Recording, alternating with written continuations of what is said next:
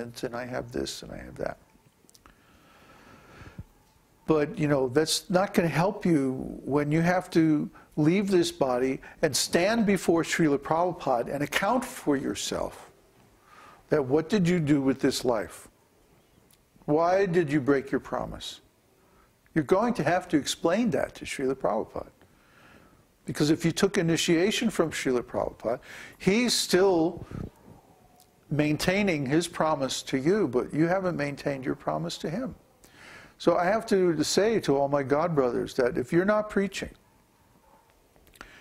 and by this I mean favorably introducing people to the esoteric teaching of the Vedas in such a way that they transform their consciousness.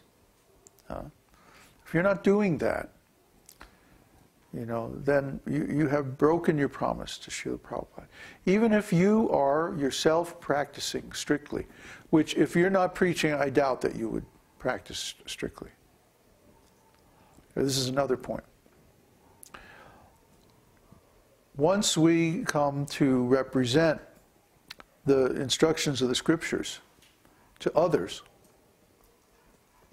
it starts to matter a lot more how well we are following ourselves. I mean, if we're not preaching, if we're just off hiding somewhere, then nobody's going to hold us to account, at least, you know, in our daily life, as to, well, you know, are you really following? Are you really practicing?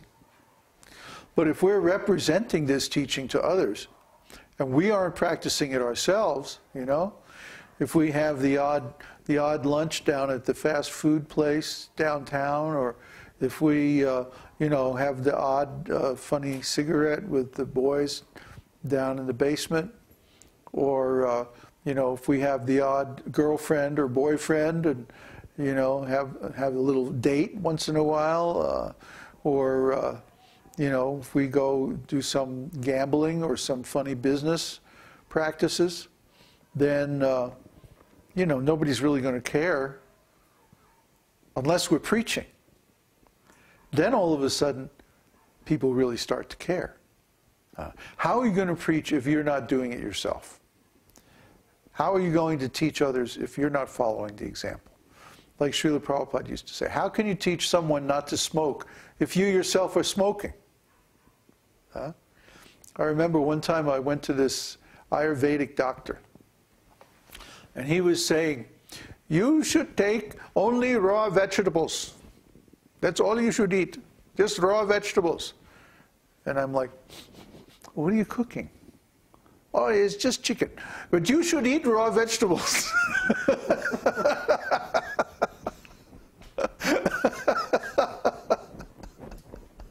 I was like, hey, doc, you know, when I see you wolfing down a salad when I come to your office, then, you know, then we can talk about it. But, you know, it was the middle of winter in Chicago. How could anybody eat raw vegetables in the middle of winter? That's crazy. But anyway, you have to be the example. If you want people to take up some branch of knowledge or some practice, especially, you have to show them. This is how it's done. This is what I'm doing. You see, I'm doing this, and my life is going very well. So you should also do this, and then your life will go well also. See, like, nobody believes that you can be celibate and be happy. See, nobody believes that you could not take intoxication and still, like, be okay. See, nobody believes these things. Nobody believes even that you could be a vegetarian and still maintain health. But we're the example. We're happy and healthy and everything is going very well, and we don't do any of those things. So try to understand what we're doing is teaching by example. And that's really the only way to teach. You know, if you go to a math class and the teacher says, okay, here's the problem. 2x plus y minus z equals 37, you know. Now, solve the equation. And the students say, well, how do you solve that kind of equation? And the teacher says, I don't know. But you have to figure out how to solve it. No. First, the teacher has to work through the equation and show the solution. Oh, here's how it's done. Then the students can say, oh, okay, yeah, I can see you did it, so that means I can do it too. That's teaching. Without giving an example, how can you teach? So we're showing the example. We're actually living the life of a devotee. And you can see that we're doing fine. So that means you can do it too. If we can do it, you can do it. We're no different from anybody else. We're just an average person. You know, so anybody can do this. You have to want to do it. That's the key. You have to understand the importance of being a devotee. That's the whole trick. And if you do that, then Krishna will give the facility to actually become a devotee. Krishna is very kind, and he likes to satisfy the desires of his devotees. But he doesn't so much like to satisfy the desires of his non-devotees. And you can see they have a lot of problems trying to get what they want. They're always struggling and fighting, and you know, so many failures and like that. But a devotee, once a devotee convinces Krishna that he's sincere, Krishna gives all facility. We experience this every day. So try to do this. Try to actually make that promise to Krishna. Try to follow through on that promise. And then Krishna will also reciprocate with you. This is the eternal promise. That even, you know, if I'm not here, Krishna still knows your promise. And Krishna will reciprocate. Krishna will uphold the promise of his devotee to give self-realization, to give facility, to protect his devotees. Even long after the devotee is gone from this world. But you have to maintain your side of the promise. That's the requirement. So, are there any questions?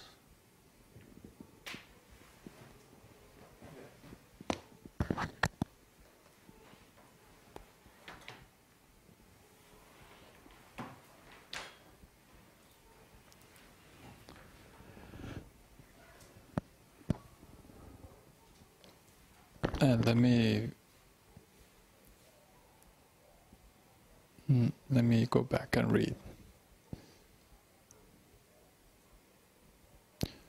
One general question from Ronald Singh: how many initiations are we having? I think the last count was 7. Plus the devotees who got initiated and didn't have a fire sacrifice. That would be 10. Question from David Lugan. May I invite a few friends to join the online community? Sure.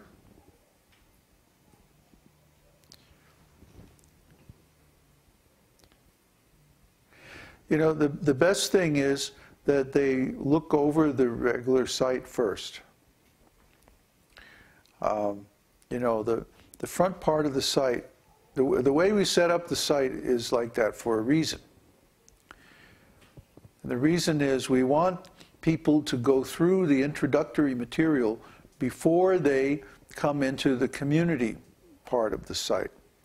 That's why we put the community menu all the way over on the right. It's the last thing. If you start from the beginning, there's the home menu, and then there's the video and the audio and the other stuff. It's that way for a reason. We want people to go through the introductory materials before they come into the community site, so that they know what the community is about.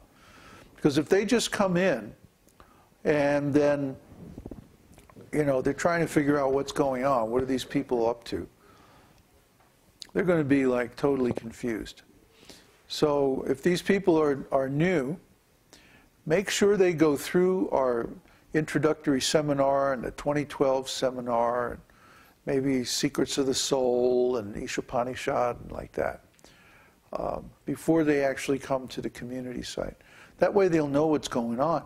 Otherwise, you don't just dump somebody in there cold. They'll be like freaking out. And that might be worse than, the result might be worse than the beginning if they make some offense or something like that. But generally speaking, we don't want like brand new people coming right away to the community site. We want them to go through some of our teaching, some of our videos first. Then they know what this is about. They understand some of our language and some of our lingo. They won't be getting misunderstood terms every time they turn around. So be a little careful who you invite.